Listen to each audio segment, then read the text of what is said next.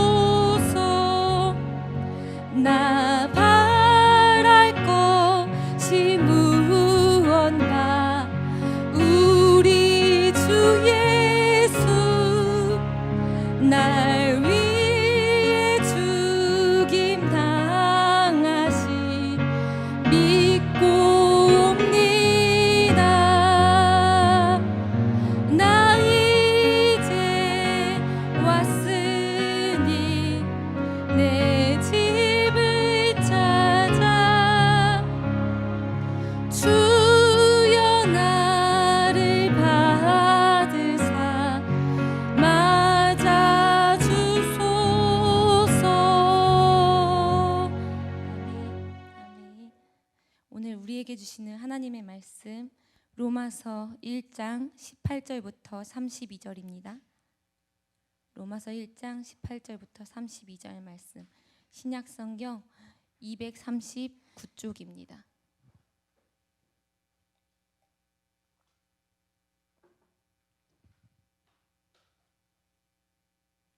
다 찾으신 줄로 알고 저 한 절, 여러분 한 절 교독하겠습니다. 하나님의 진노가 불의로 진리를 막는 사람들의 모든 경건하지 않음과 불의에 대하여 하늘로부터 나타나나니,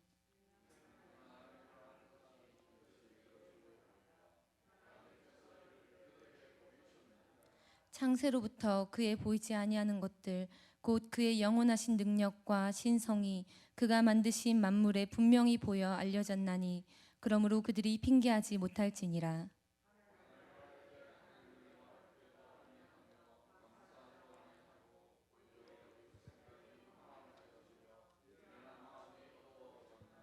스스로 지혜 있다 하나 어리석게 되어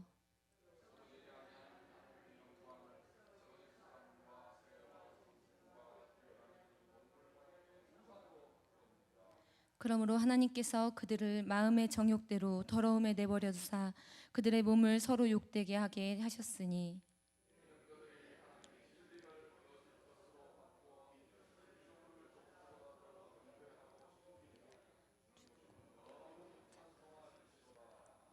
이 때문에 하나님께서 그들을 부끄러운 욕심에 내버려 두셨으니 곧 그들이 여자들도 순리대로 쓸 것을 바꾸어 영리로 쓰며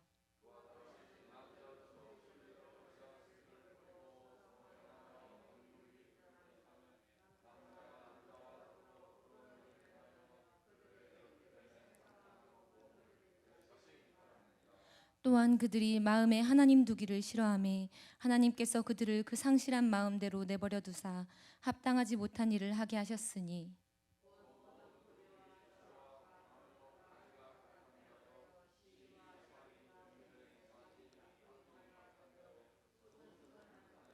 비방하는 자요, 하나님께서 미워하시는 자요, 능욕하는 자요, 교만한 자요, 자랑하는 자요, 악을 도모하는 자요, 부모를 거역하는 자요.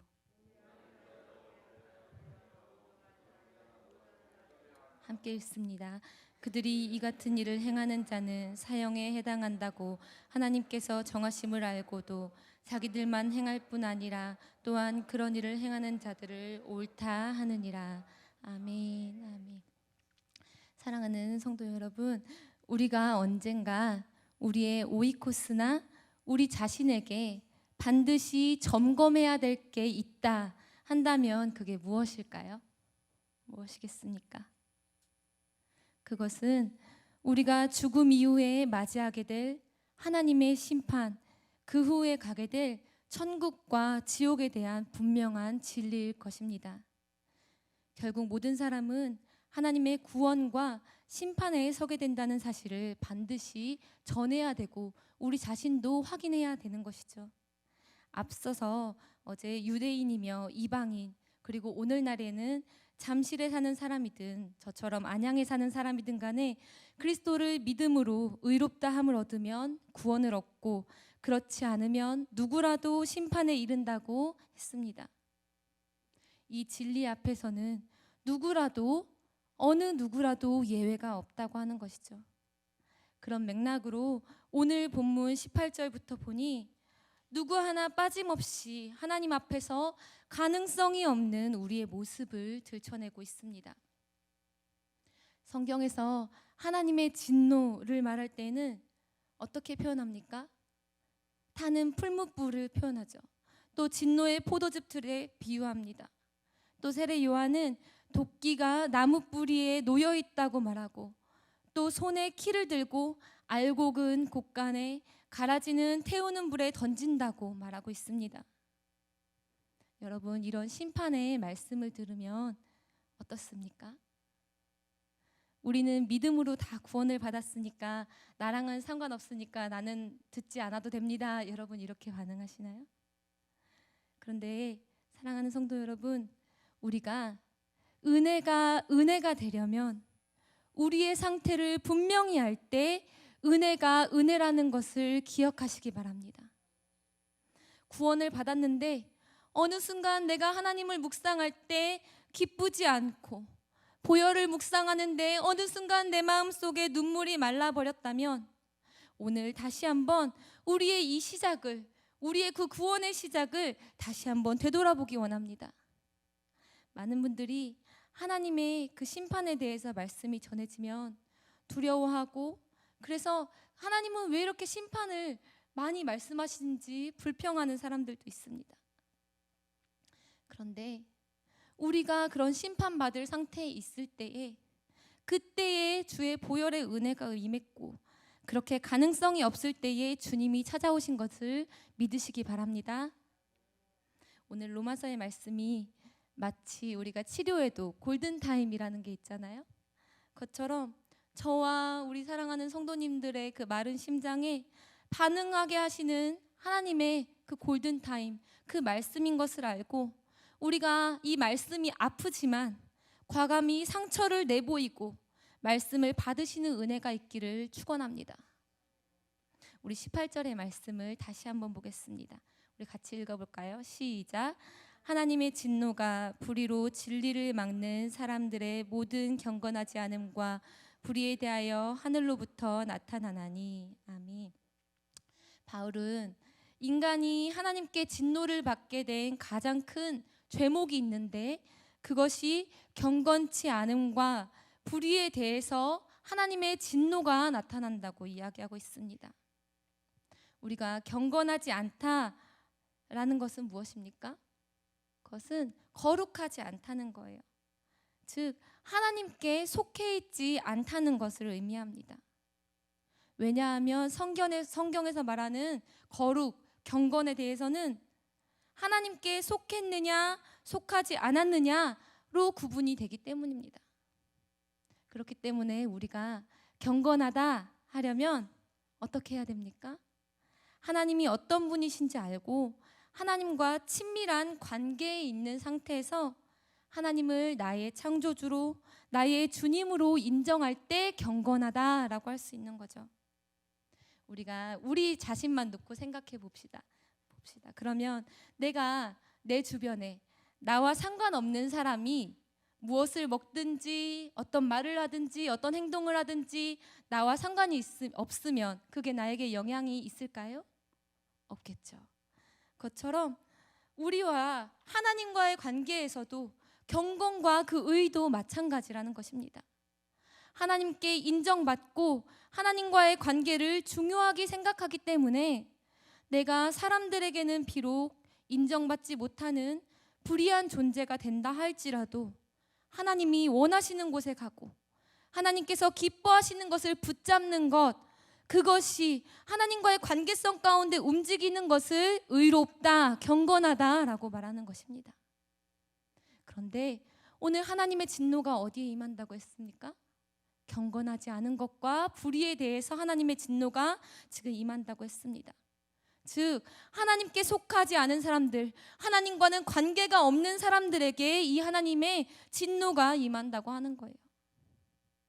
그러므로 오늘 우리 말씀의 제목이 아까 뭐였죠? 우리가 반응하는 은혜라고 했습니다. 오늘 우리가 첫 번째로 우리 가운데 반응이 있어야 할 것은 무엇입니까? 그것은 하나님과의 관계입니다. 그래서 모세가 태어났을 때 당시의 산파들이 어떻게 했습니까? 하나님을 두려워해서 하나님과의 관계성을 중요하게 생각했기 때문에 왕의 명령일지라도 어기고 이스라엘의 남자아이를 살려냈던 것이죠. 또 기생 라합은 어떻게 했습니까? 하나님이 중요했기 때문에 적국의 스파이를 숨겼는데도 불구하고 하나님의 은혜를 받지 않았습니까? 사람들에게는 그것이 의로운 것이 아닌 것이죠. 그런데 하나님과의 관계에서 하나님을 중요하게 생각했기 때문에 하나님이 의롭다 말해주시는 것입니다. 이 모든 사람들이 중요하게 생각했던 것은 무엇입니까? 세상의 도덕과 세상의 윤리는 지금 이 순간에도 바뀌어요. 옛날에는 그것이 옳았는데 지금은 아닌 것이죠. 그런데 하나님 관계에서 우리가 지키고 꼭 반드시 맺어야 할 관계가 있다는 것입니다. 상식을 뛰어넘어서 오직 하나님과의 관계, 그것을 우리가 지켜낼 때 의로운 줄 믿으시기 바랍니다. 우리 따라해 볼까요? 중요한 것은 하나님과의 관계입니다. 그렇습니다. 그래서 우리가 하나님과의 관계가 떨어져 있으면 경건하지 않은 것이고, 친밀하게 하나님과 붙어 있으면 경건하다, 의롭다 말하시는 거예요.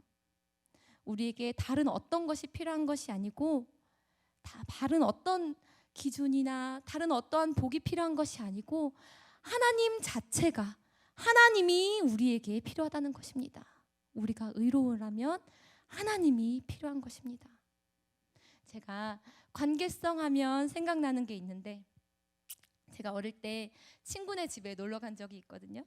그런데 친구네 집에 갔더니 그 친구 엄마가 밥도 저한테 주고 또 요구르트도 주고 만화도 보여주고, 그 집에 당시에 저희 집에는 없었는데 당시 흔하지 않았어요. 방방이라고 하는 트램펄린이 그 집에 있는 거예요.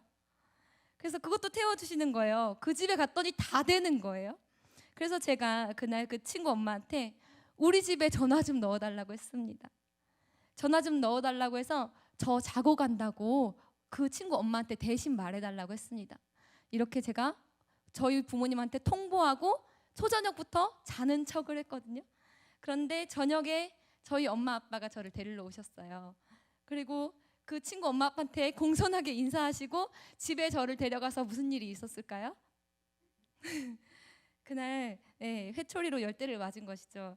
제 동생은 속도 모르고 아빠가 회초리 가져와라 했더니 두꺼운 파리채를 아빠한테 갖다 줘갖고 그때 되게 서럽게 제가 맞았던 기억이 있거든요. 제가 그때는 당시에는 이해가 가지 않았어요. 제 마음에 제 다리에 막 종아리에 피멍이 들면서 내가 좋은 거 누리겠다는데, 내가 그 집에서 맛있는 거 먹고 나도 좋은 거 해보고 싶다는데 왜 나를 때리나? 엄마 아빠는 바쁘셨거든요 그때. 왜 근데 이렇게 날 때리나 이해가 가지 않았죠.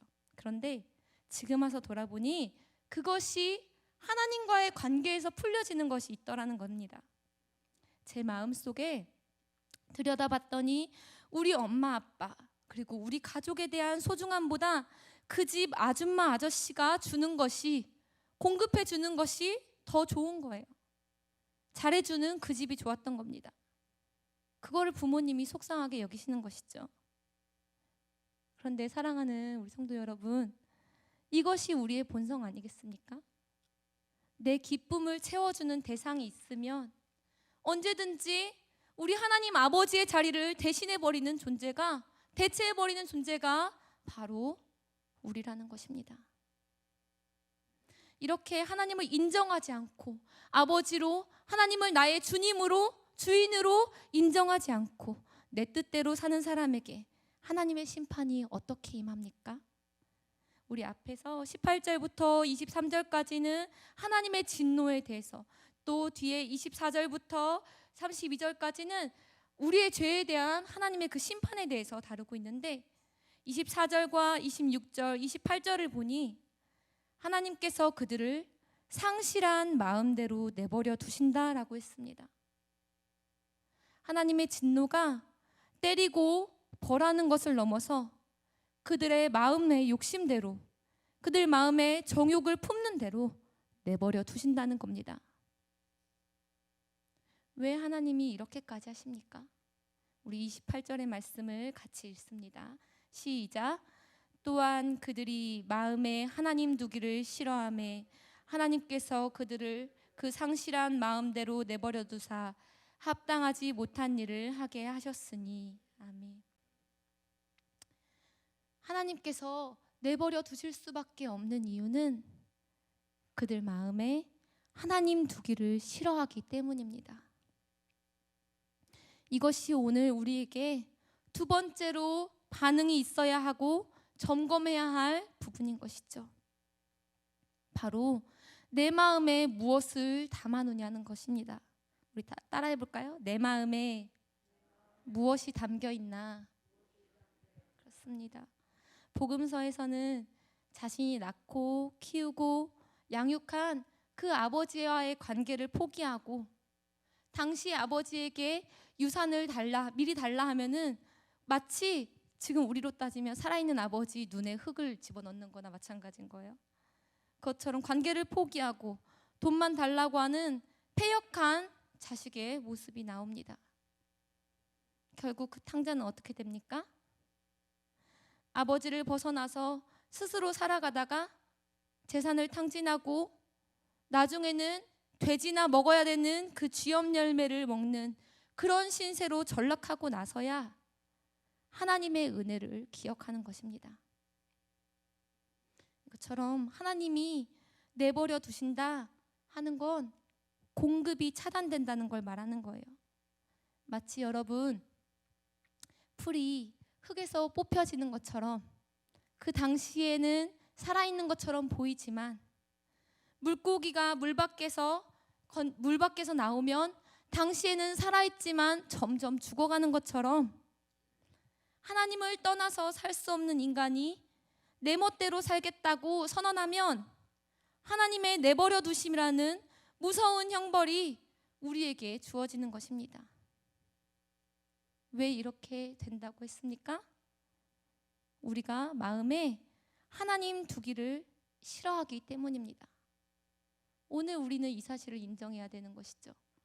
그렇습니다. 우리는 우리 마음에 하나님 두기를 싫어합니다. 하나님을 모르는 사람뿐만이 아니에요. 전도사님, 이 로마서의 말씀은 안 믿는 사람에게만 주는 말씀이잖아요. 아니요, 여러분. 그렇게 하면 이 말씀이 우리에겐 능력이 없는 말씀인 것이죠. 오늘 우리도 반응함이 있어야 살 수 있다, 골든타임에 살 수 있다, 회복될 수 있다 라고 했잖아요. 24절부터 나오는 말씀이 무엇입니까?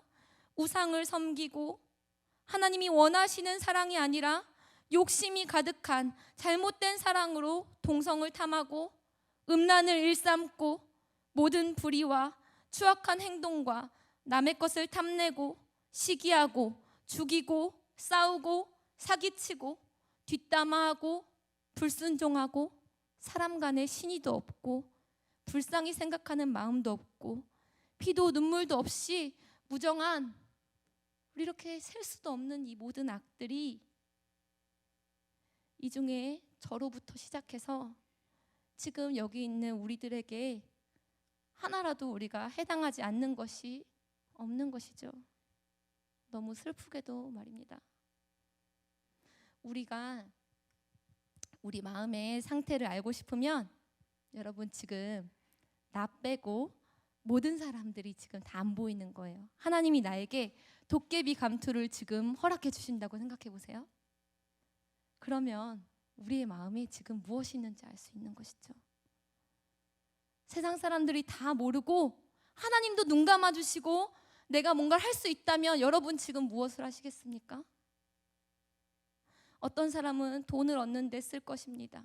어떤 사람은 원수 갚는 데 그 도깨비 감투를 쓸 것입니다.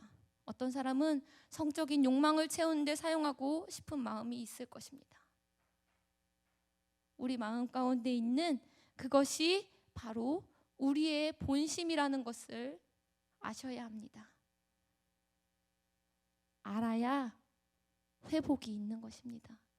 알아야 은혜가 있는 줄 믿으시기 바랍니다. 결국 우리 인생은 32절의 말씀을 보니까 우리 32절 같이 읽어볼까요? 시작.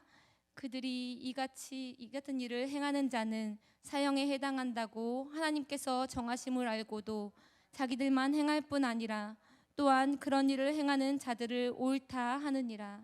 아멘. 결국에 우리 인생의 그 마지막은 어떻게 됩니까?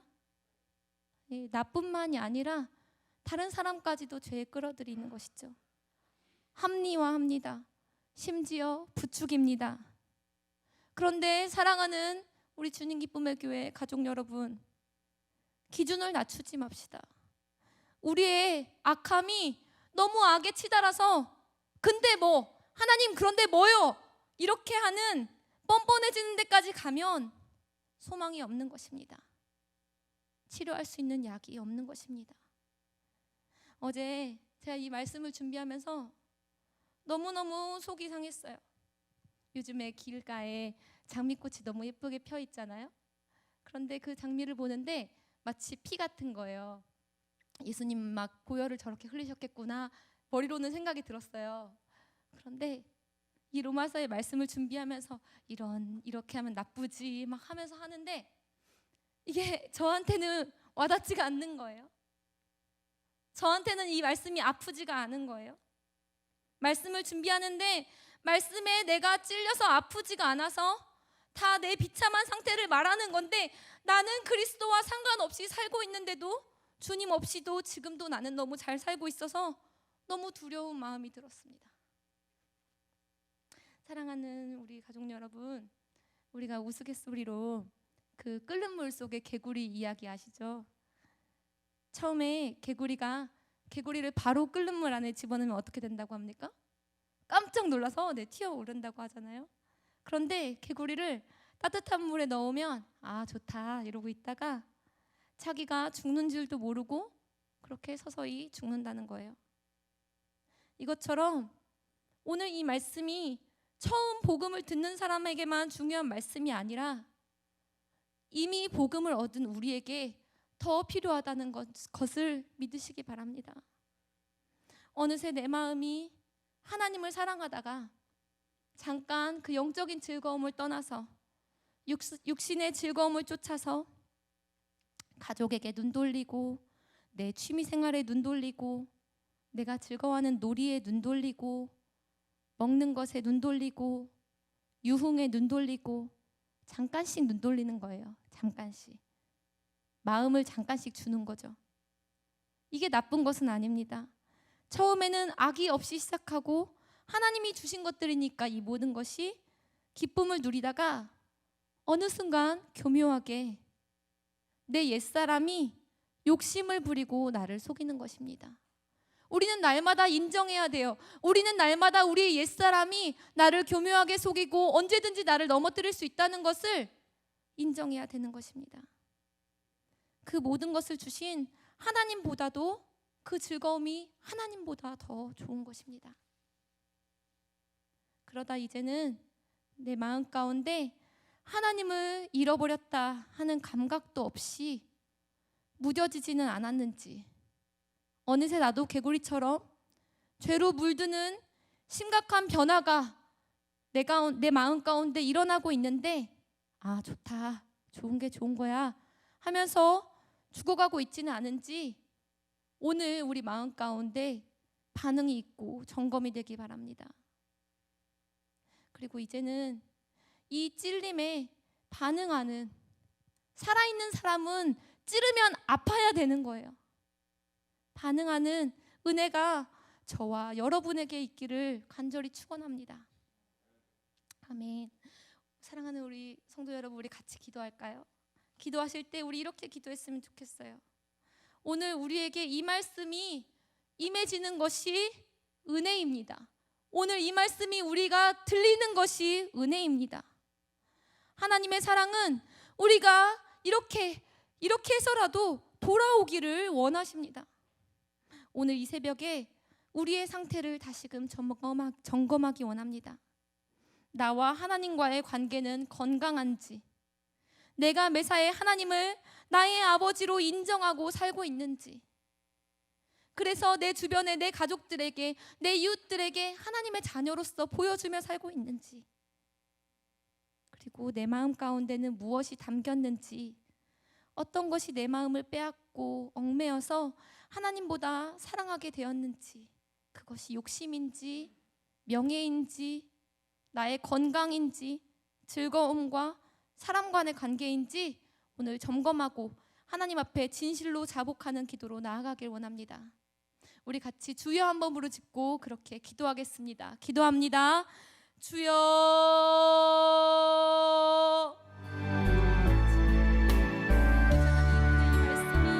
아버지 하나님, 나의 심령 가운데 하나님 이 말씀이 들려지기 원합니다. 하나님, 다른 누가 아니라 하나님 주님의 이 아버지 하나님 아픈 말씀이, 주님의 그 아픈 사랑이 나의 심령 가운데 주님 부어지기 원합니다. 하나님, 내가 하나님을 떠나 살고 있진 않았습니까? 하나님, 내가 하나님과의 관계가 깨어져서 어느 순간 다른 것들을 더욱더 하나님의 자리에 두진 않았습니까? 하나님, 나의 마음 가운데 하나님이 주신 것들을 더 선포하지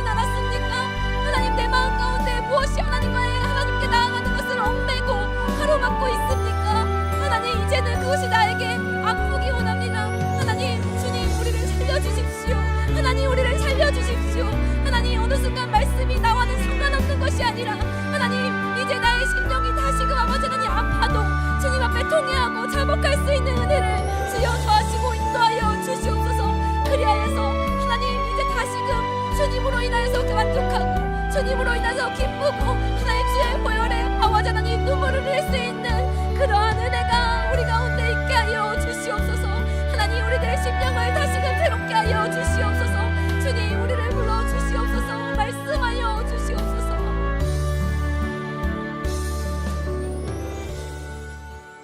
오늘 우리에게 주시는 그 기도 제목 놓고 같이 읽으며 기도하겠습니다. 시작. 육신과 마음의 질병으로 고통하는 환우와 그 가족들에게 치료하시는 하나님의 능력이 임하며 모든 어려움들을 잘 이겨내게 하시고 회복의 과정 가운데 항상 소망이 넘치게 하옵소서. 아멘. 태의 열매를 위해 기도하는 가정에 은혜를 부으셔서 자녀의 복을 누리며 하나님을 섬기는 가정으로 세워져 가게 하옵소서. 아멘. 이 나라와 민족을 불쌍히 여기셔서 긍휼함을 허락하옵소서. 코로나19에서 자유함의 은혜를 주시고 영적으로 깨어 하나님께 쓰임받는 민족 되게 하옵소서. 아멘. 기도원에서 말씀을 준비하시는 담임 목사님께 말씀의 은혜와 성령 충만함을 더하여 주시고 육신의 강건함과 지혜를 주옵소서. 아멘. 아멘. 오늘 우리 마음 가운데 주신 그 하나님의 말씀을 기억하시고 또 우리 공동체, 우리 교회를 위해서 우리 같이 마음 아프게 진심으로 그렇게 기도했으면 좋겠습니다. 또 우리 담임 목사님을 위해서, 주일 강단을 위해서, 그 가정을 위해서 함께 우리 주여 한번 부르시고 기도하시고 돌아가겠습니다. 기도합니다. 주여. 아버지 하나님 감사합니다. 하나님 우리 가운데 사랑하는 교회, 하나님 주님의 복된 공동체를 허락하심에 너무나도 감사합니다. 하나님 우리가 아버지 하나님